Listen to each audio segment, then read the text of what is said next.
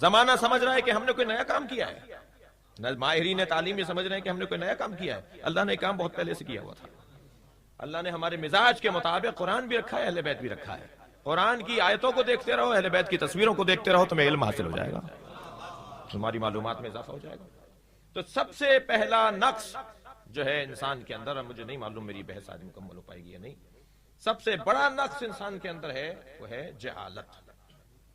اور یہ اللہ نے بھیجا ہے دے کر، اس میں ہمیں کوئی ناراض بھی نہیں ہونا چاہیے، کوئی پریشانی نہیں ہے۔ اللہ نے ہمیں نقص دے کر ہی اس لیے بھیجا ہے تاکہ ہم کوشش کریں اس نقص کو خود دور کریں۔ جملہ دے رہا ہوں آپ کو، خالق ہمارا بدن کا خالق ہے جس کو خلق کہا جاتا ہے، وہ خلق ہمیں بنانے کی اجازت دے رہا ہے۔ بظاہر پیش اور زبر کا فرق ہے، خلق اس نے لے لیا اپنے ہاتھ میں، خلق ہمارے حوالے کر دیا۔ اپنا خلق خود بناؤ، اپنے روح اور اپنے نفس کی تربیت خود کرو۔ صلوات پڑھیں ذرا محمد و آل محمد۔ اور عزیزان گرامی، یہ نقص برطرف ہوتا چلائے گا، کمال انسان کو نصیب ہوگا، اسے کہتے ہیں فضل، فضائل، فضل ایک بڑھے گا جو ہے علم، جہل کی ضد علم، جہل نقص، علم فضل، فضل کی جمع فضائل، ہم فضائل لے کر نہیں آئے، ہم نقائص لے کر آئے۔ اچھا، علم کی تعریف کیا ہے؟ علم کی تعریف ہے، دیکھیے ہر چیز کی تعریف ہوتی ہے نا، آپ کی بھی تعریف ہے، میری بھی تعریف ہے، اس مائک کی بھی، اس ممبر کی بھی، اس امام بارگاہ کی بھی، اور تعریف کی بھی تعریف ہوتی ہے۔ تعریف کی بھی منطق، علماء اہل منطق نے تعریف کی بھی تعریف کی ہے۔ علم کی تعریف کیا ہے؟ علم کی تعریف عزیزان گرامی اہل علم نے یہ کی ہے کہ اشیاء خارجی کا حواس خمسہ کے ذریعے جزو ذہن قرار پانا، یہ ہے علم۔ حواس خمسہ، سامعہ،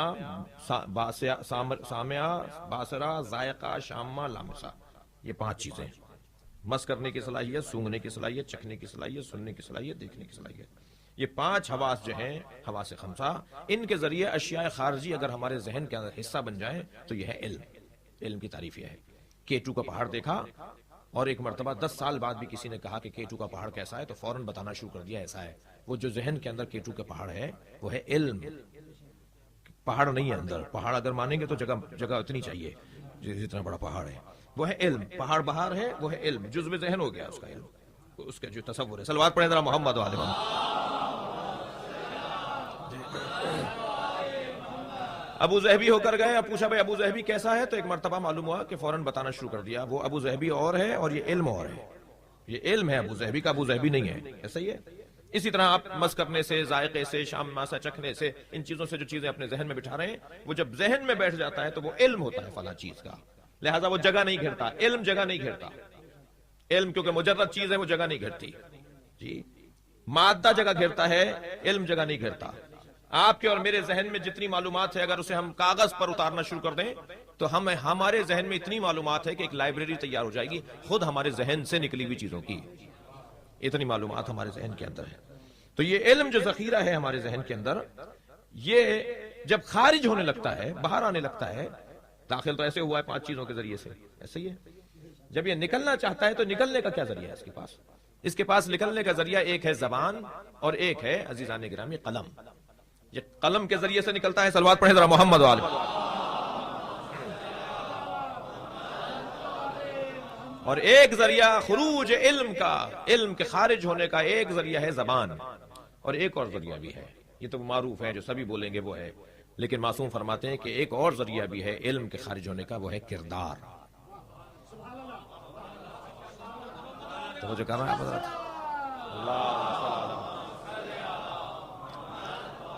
بہت بڑی تعداد میں آپ کو لوگ ملیں گے جو قلم بڑا اچھا رکھتے ہیں، زبان بڑی فرفر چلتی ہے، مگر کردار میں کمزور ہے، تو وہ قلم ان کا کوئی فائدہ نہیں پہنچائے گا، ان کی زبان کا بولنا انہیں کوئی فائدہ نہیں پہنچائے گا۔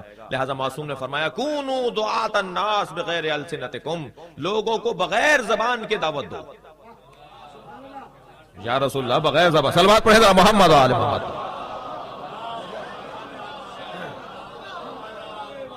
یا رسول اللہ یا رسول اللہ بغیر زبان کے کیسے دعوت دیں؟ اپنے کردار کے ذریعے سے دعوت دو، تمہارا کردار پکار کر راغب کرے اس بات کی طرف جو تم کہنا چاہتے ہو۔ خاموشی کے ساتھ لوگوں کو دین کی طرف راغب کرو، انسانیت کی طرف راغب کرو، کمالات اور اچھائیوں کی طرف راغب کرو۔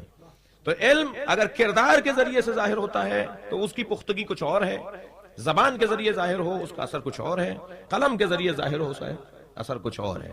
اب ہمیں طے کرنا ہے کہ ہمیں اپنے علم کو کس کے ذریعے سے ظاہر کرنا ہے۔ عزیزان گرامی، مختلف لوگ ملیں گے جو اپنے علم کا اظہار کرتے رہے۔ اس بیان پر آپ کی زیادہ توجہ چاہوں گا۔ تاریخ بشریت میں علماء کی بڑی فہرست ملے گی جنہوں نے اپنے علم کو ان تینوں رستوں میں سے کسی ایک رستے کے ذریعے استعمال کیا ہے۔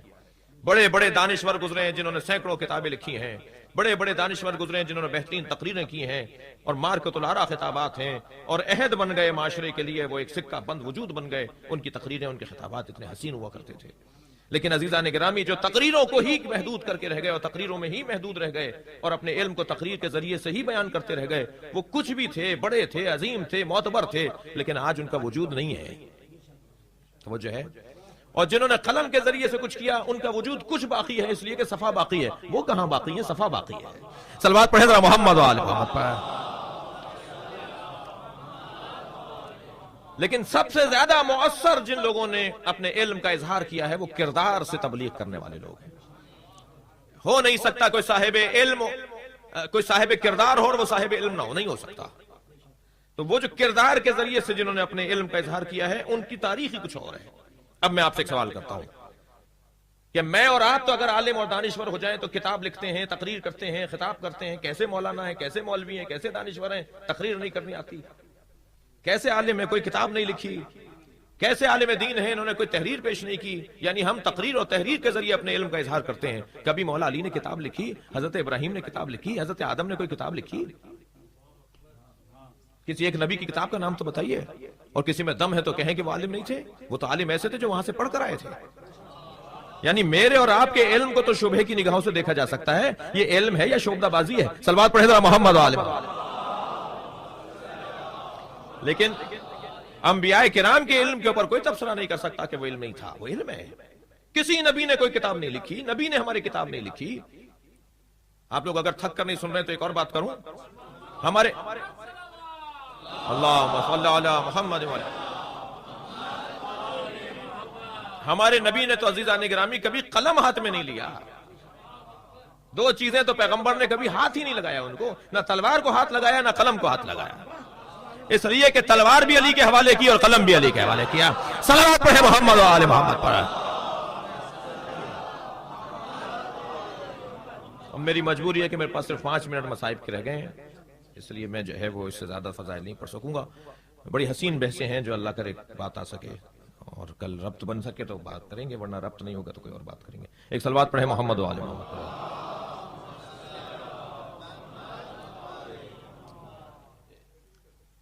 نہیں پھر کیا ہوگا، ماتم ہونا ہے، عزاداری اسی نظر نہیں۔ اچھا صلوات پڑھیں ذرا محمد و آل محمد۔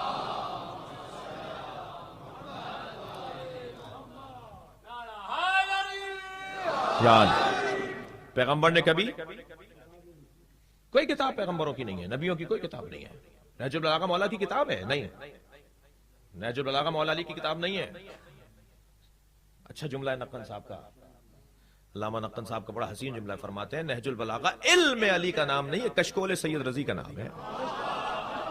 صلوات پڑھے محمد و آل محمد پر۔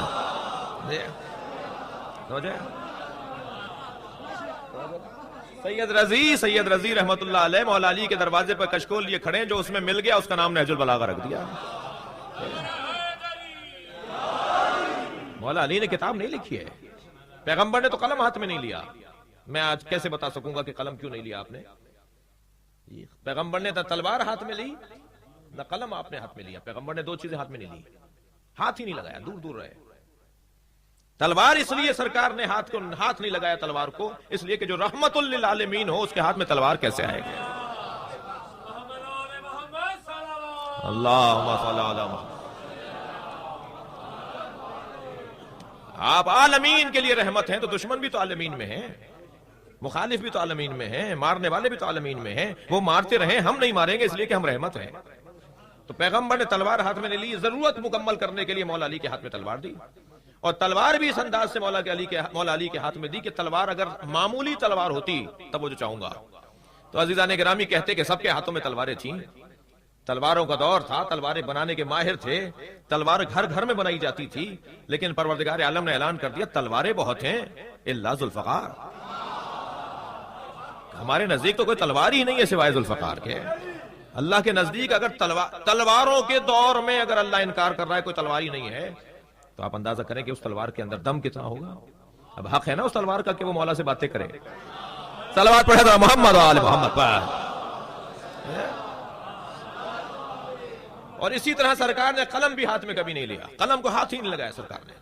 قلم ہاتھ میں سرکار نے کیوں نہیں لیا؟ نبی مکرم نے قلم ہاتھ میں کیوں نہیں لیا؟ ضرورت بشریہ تھی کہ سرکار قلم ہاتھ نہ لگائیں. قلم کو ملت اسلامیہ کی بشریت کی ضرورت تھی کہ سرکار ہاتھ ہی نہ لگائیں قلم کو. ہمارے ایک بہت بڑے بزرگ عالم دین گزرے ہیں علامہ محمد حسین طباطبائی صاحب تفسیر المیزان رحمت اللہ علیہ.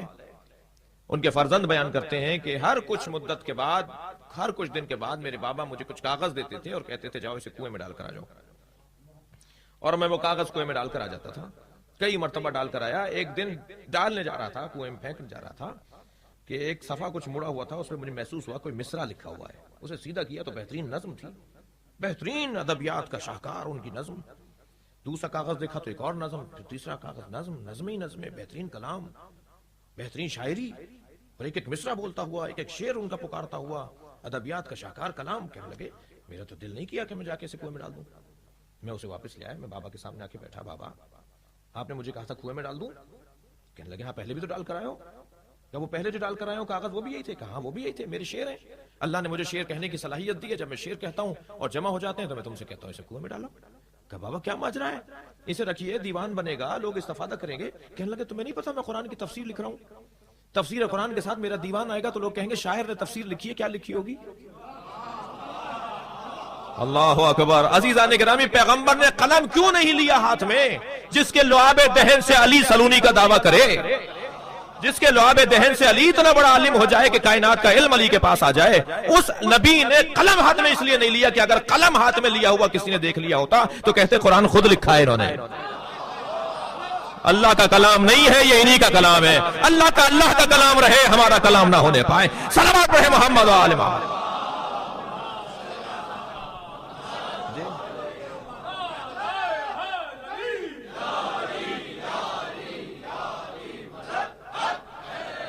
انہوں نے کبھی قلم ہاتھ میں نہیں لیا، مگر علم اس درجے پر ہے کہ یہ اگر کسی کو مسکرا کے دیکھ لیں تو وہ عالم ہو جاتا ہے. اللہ اکبر. نہیں، اللہ کا کلام ہے. ہم پر یہ الزام نہ لگ جائے، نہ یہ کہہ دیا جائے کہ یہ اللہ کا کلام نہیں تھا، یہ انہوں نے اللہ ہی نہیں ہے. اللہ کا وجود بتائے گا اس قرآن کے ذریعے سے.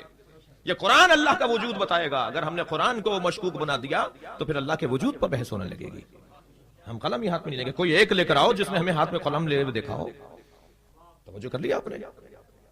یہ کیوں اپنے علم کا اظہار قلم کے ذریعے سے نہیں کرتے؟ توجہ چاہوں گا. ایک اور علت سن لیجئے. ایک علت سن لی آپ نے، ایک اور علت سن لیجئے. یہ اپنے علم کا اظہار قلم کے ذریعے نہیں کرتے.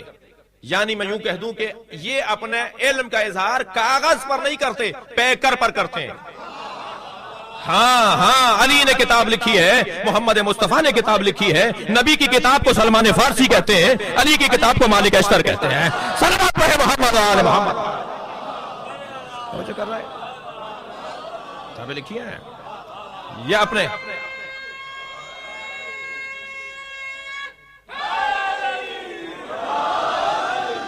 اپنے علم کا اظہار اپنے کردار کے ذریعے سے کرتے ہیں. اور پھر یہ ایسی مضبوط کتابیں سامنے آتی ہیں کہ یہ لوگوں کے لیے شاخص بن جاتی ہیں، یہ لوگوں کے لیے رہنما بن جاتے ہیں. اللہ اکبر. بس عزیزان گرامی، کل بات آگے بڑھے کہ جو نقائص ہم لے کر آئے ان میں سے ایک نقص ہے جہالت، اور ان کے ہاں عالم کچھ اور ہے. میں اگر بھول جاؤں، بات بڑی اچھی ہے، اگر آپ یاد دلا دیں گے تو کہہ دوں گا کہ خود اہل بیت کے علم کے بارے میں کہ وہ جب پیدا ہوتے ہیں دنیا سے میں آتے ہیں تو ان کا علم کیسا ہوتا ہے. صرف کوئی روایت کوئی اگر آپ کو یاد رہے گی تو ہم سنا دیں گے. بہت ساری روایات ہیں، پوری کتابیں ہیں اس باب میں. احادیث کی کثرت ہے کہ اہل بیت کا علم پیدائش کے وقت کیسا ہوتا تھا، جب گود میں آتے تھے تو ان کا علم کیسا ہوتا تھا. اس پہ پوری کتابیں ہیں، پوری احادیث کا ایک تسلسل ہے. بس عزیزان گرامی، اللہ کا کرم ہے کہ ہم اس دروازے پر بیٹھے ہیں کہ جو فضائل رکھنے والے لوگ ہیں. دنیا میں آتے ہیں تو علم لے کر آتے ہیں. انہیں پتا ہوتا ہے کہ ہمارے ساتھ کیا ہونے والا ہے. انہیں سب پتا تھا کہ کربلا میں کیا ہوگا. انہیں سب معلوم تھا کہ کوفے میں کیا ہوگا، شام میں کیا گزرے گی. آج 13 سفر ہے. دن میں خواتین کی مجلس میں جناب سکینہ کے تابوت کی زیارت ہوئی. چلیے اپنے ذہنوں کو لے چلیے. آپ کے گھروں میں بھی آپ کے عزیزوں میں بھی 3 اور 4 سالہ بچیاں ہوں گی, چھوٹی چھوٹی بچیاں. یہ 3 اور 4 سال کی بچی ہوتی ہے نا, یہ گود سے اترتی نہیں ہے, یہ ہمیشہ اپنے بڑوں کی گودوں میں رہتی ہیں. رو رہے ہیں آپ حضرات, ایک جملہ مصائب کا کہہ رہا ہوں. جناب سکینہ نے 2 شہادتوں کے بعد 2 چیزیں نہیں مانگی. جناب سکینہ نے 2 شہادتوں کے بعد 2 چیزیں نہیں مانگی. بابا کی شہادت کے بعد گودی نہیں مانگی, حتیٰ اپنی ماں کی گود میں بھی نہیں جاتی تھی. بابا کی شہادت کے بعد گودی نہیں مانگی, عباس کی شہادت کے بعد پانی نہیں مانگا. اجرکم اللہ, اجرکم اللہ. خدا کسی غم میں نہ رلائے, سوائے غم اہل بیت میں ہمیں رونے اور رلانے والوں میں قرار دے. اس بچی پہ عزادارو بڑا ظلم ہوا ہے, اس ننھی سی بچی پہ بڑا ظلم ہوا ہے. اور سمجھداریاں قربان ہوں حسین کی سکینہ پر. شب عاشور جناب سکینہ فرماتی ہیں کہ میرا کلیجہ منہ کو آ رہا تھا, میری روح پرواز کرنے کو تھی, اس لیے کہ مجھے پیاس شدید لگ رہی تھی. بیوی نے اپنے بابا کا دامن پکڑ لیا, بابا مجھے بس پانی چاہیے, بابا بس مجھے پانی چاہیے. حسین نے جب اپنی بچی کی یہ حالت دیکھی تو لے گئے گودی میں اٹھا کر خیمے کے پشت پر, اور خیمے کی پشت پہ جا کے بہت سارے پتھر پڑے ہوئے تھے زمین پر, تو ایک پتھر کو ہٹایا تو پانی ابلنے لگا, چشمہ پھوٹنے لگا. جناب سکینہ پیاسی ہیں, اب آپ کے یہاں بھی بچے ہیں نا. ایک مرتبہ جناب سکینہ نے پانی کی طرف قدم بڑھانا شروع کیے, جا رہی ہیں تیزی سے کہ پانی پی لیں, تو ایک آواز آئی, سکینہ رکو. جیسے ہی آواز آئی سکینہ رکو, تو بڑھتے ہوئے قدم رک گئے. کہا سکینہ اگر تم نے پانی پی لیا تو نانا کی امت کی اصلاح نہیں ہوگی, اصلاح کا عمل شروع نہیں ہوگا. یہ مجلسیں نہ ہوتی, یہ جلوس نہ ہوتے, یہ حسینی مدرسے نہ ہوتے, یہ نظام ہدایت نہ ہوتا. وہ بڑھتے ہوئے قدم جناب سکینہ کے رک گئے. فرمانے لگی بابا میں بھی پیاسی رہوں گی, نانا کی امت کی اصلاح ہو جائے. سمجھداریاں قربان جناب سکینہ پر. جب امام حسین رخصت ہو رہے تھے عزادارو, ساری بیویوں نے رخصت دے دی تھی, جناب سکینہ گھوڑے کے قدم پکڑ کے بیٹھ گئے. امام نے ذوالجناح سے کہا مجھے میدان پہنچا دے, اور گھوڑا پیر نہیں اٹھا رہا تھا. تو امام نے پھر اسے تعجب سے فرمایا تھا, ہاں تو شاید اس لیے نہیں چل رہا کہ پیاسا بہت ہے, جتنا میں پیاسا ہوں اتنا تو بھی پیاسا ہے, مگر میں تجھ سے وعدہ کرتا ہوں کہ تجھے پانی پلاؤں گا.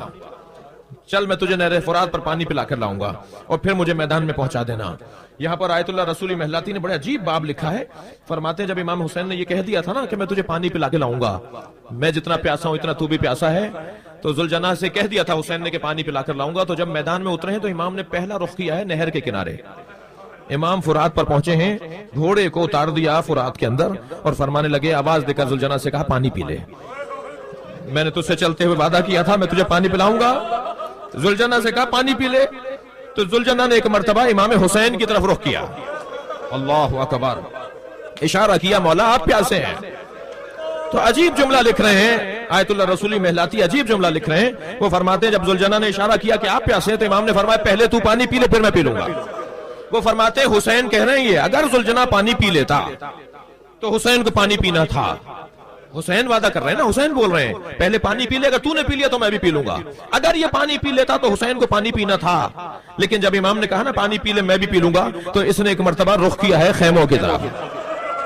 مولا سکینہ پیاسی ہے, مولا علی اصغر پیاسا ہے, مولا زینب پیاسی ہے. امام نے گھوڑے کو باہر نکال لیا. اب امام فرما رہے ہیں مجھے مقتل تک پہنچا دے, گھوڑا قدم نہیں اٹھا رہا. جب امام نے تیسری مرتبہ تعجب سے یہ کہا کہ تو پیاسا ہے میں بھی پیاسا ہوں, تو اس نے اپنے قدموں کی طرف اشارہ کیا. امام نے جھک کر دیکھا, سکینہ پیر پکڑ بیٹھے. امام گھوڑے سے اترے, سکینہ کو گلے لگایا, بیٹا تم نے ہمیں رخصت کر دیا تھا. فرمانے لگی بابا ایک مرتبہ اور گلے لگا لیجئے, مجھے معلوم ہے جیسے آپ جا رہے ہیں اب آپ واپس نہیں آئیں گے, مجھے آخری مرتبہ اپنے سینے سے لگا لیجئے. امام نے اپنی بچی کو سینے سے لگایا. بی بی ایک مرتبہ چونک کر بیدار ہوئی, فرمایا بابا الوداع. امام نے فرمایا سکینہ کیسے ہو, کیا ہوا, کیوں ایسے اتر گئی میرے سینے سے؟ فرمانے لگی میں نے آنکھ بند کی تھی, مجھے دادی زہرا کی آواز آ رہی ہے, مجھ سے کہتی ہیں میں اپنے حسین کا مقتل میں انتظار کر رہی ہوں. بابا جائیے, آپ کی دادی, آپ کی اماں, میری دادی آپ کا انتظار کر رہے ہیں. اجرکم اللہ. ایک اور منزل لے لیجئے اور عبادت کو یہاں تمام کروں. عزادارو جب جناب امام حسین گھوڑے سے زمین پر آئے ہیں, بڑے سخت جملے کہنے جا رہا ہوں, نہیں معلوم آپ برداشت کر پائیں گے یا نہیں. جب امام حسین زمین کی طرف آئے ہیں نا, تو بظاہر حسین نے زین تو چھوڑ دیا تھا, مگر زمین تک آنے میں بہت دیر لگی. بہت دیر تک حسین کا بدن تیروں پر رہا. جب امام زمین کے اوپر آئے ہیں اور ذوالجناح امام کے بدن مبارک کے گرد چکر کاٹ رہا تھا اور امام کے قریب کسی سپاہی کو نہیں آنے دے رہا تھا، تو اس وقت پسر سعد نے کہا تھا کہ اسے پکڑ کر لاؤ، میں نے بچپن میں نبی کو اس پہ بیٹھے دیکھا ہے. کوئی اسے تیر نہ مارے، اب حسین اس سے اتر چکے ہیں. کوئی ذوالجناح کو تیر نہ مارے، اس لیے کہ حسین اب ذوالجناح سے اتر چکے ہیں. میں اسے تبرک کے طور پہ رکھوں گا، میں نے نبی کو اس پہ بیٹھے ہوئے دیکھا تھا. میں ذوالجناح کی تمنا کرنے والے سے کہوں گا، تجھے نبی کا سوار یاد نہیں ہے؟ تجھے نبی کے اوپر بیٹھنے والا حسین یاد نہیں ہے؟ نبی جس گھوڑے پر بیٹھتے تھے وہ گھوڑا یاد رہا؟ ذوالجناح کو پکڑنے کے لیے عزاداروں سپاہی آگے بڑھے. آپ کی آوازیں بلند ہو رہی ہیں، مجلس ہو گئی ہے، مگر مجھے 2 جملے کہنے دیجیے. ذوالجناح کو پکڑنے کے لیے سپاہی آگے بڑھے. اس نے 80 سپاہیوں کو فنار کیا ہے، زخمی کیا ہے اور مارا ہے. جب دیکھا کہ یہ کسی کے قابو میں نہیں آ رہا، یہ لوگوں کو مار رہا ہے، تو پھر پسر سعد نے کہا اسے چھوڑو، یہ کرتا کیا ہے؟ یہ اپنی حفاظت میں بہت دور جا چکا تھا. لیکن جیسے ہی سپاہ پیچھے ہٹنے لگی، جیسے ہی سپاہی ہٹنے لگے، تو اس نے دیکھا یہ ہے کہاں. اسے اندازہ ہوا حسین سے دور ہو گیا ہے، تو یہ دوڑا ہے اس جانب جہاں حسین کو اتارا تھا. اللہ اکبر. لیکن جب یہ پہنچا تو اسے پہنچنے میں دیر ہو چکی تھی. امام کا سر اقدس تن سے علیحدہ ہو چکا تھا. کربلا میں لاشیں بکھرے ہوئے تھے. اس نے ایک مرتبہ لاشوں کو سونگنا شروع کیا، جیسے اپنا پھول تلاش کر رہا ہو. یہ لاشوں کو سونگ رہا تھا. ہر لاشے پہ جاتا تھا، سونگتا تھا، آگے بڑھ جاتا تھا. لاشوں پہ جاتا تھا، سونگتا تھا، آگے بڑھ جاتا تھا. یہ اسی لاشے پہ رکا جو حسین کا لاشا تھا. امام کی رگوں سے خون نکل رہا تھا. اس نے اپنی پیشانی کو خون سے رنگین کیا اور زمین کربلا پر ایسے پیر مار رہا تھا جیسے ماتم کر رہا ہو. جیسے ماتم کر رہا ہو ایسے زمین کربلا پہ ذوالجناح پیر مار رہا تھا. اب میں آخری جملہ کہنے جا رہا ہوں، مجلس ہو گئی ہے. یہ پلٹا ہے خیمہ گاہ کی طرف، یہ خبر پہنچانے جا رہا ہے. سب سے پہلے حسین کی شہادت کی خبر ذوالجناح نے پہنچائی.